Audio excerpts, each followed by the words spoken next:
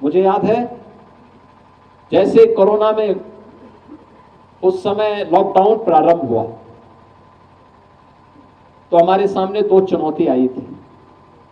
एक चुनौती थी कि बड़े पैमाने पर उत्तर प्रदेश के जो कामगार और श्रमिक अन्य राज्यों में कार्य कर रहे थे वे उत्तर प्रदेश की तरफ आना शुरू हुए, और दूसरा उत्तर प्रदेश के जो बच्चे आईआईटी जेईई और नीट की तैयारी करने के लिए कोटा में और अन्य जगहों पर गए हुए थे, उनके अभिभावक और उन बच्चों में सब में उतावलापन कि अब कैसे होगा।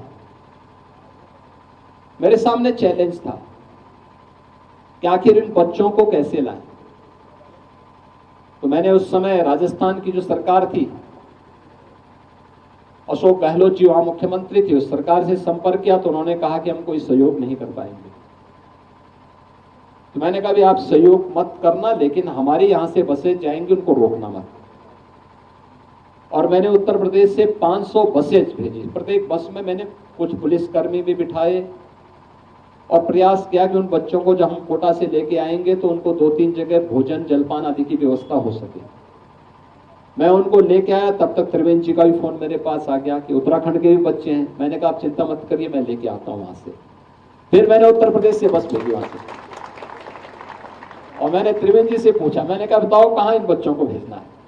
इन्होंने कहा देहरादून और हल्द्वानी तक पहुंचवा दीजिए। और मैंने वहीं से कोटा से उठा करके जो बच्चे यहाँ के थे वहीं से उनको ला करके और देहरादून और हल्द्वानी तक उनको पहुंचाने का काम उस समय किया था।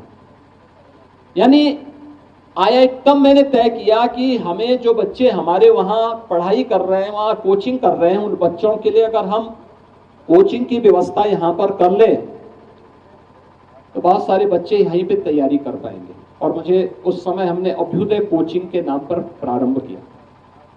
दोनों वर्जन उसके थे, फिजिकली भी और वर्चुअल भी। कोई भी छात्र अगर वर्चुअल उसके साथ जुड़ना चाहेगा किसी भी उसके साथ, तो उसके लिए उसको हम लोगों ने लिंक दे रखा था कि आप इससे जुड़िए, आप किस प्रतियोगी परीक्षा की तैयारी करना चाहते हैं, आप इसमें अभ्युदय कोचिंग के साथ जुड़ सकते हैं।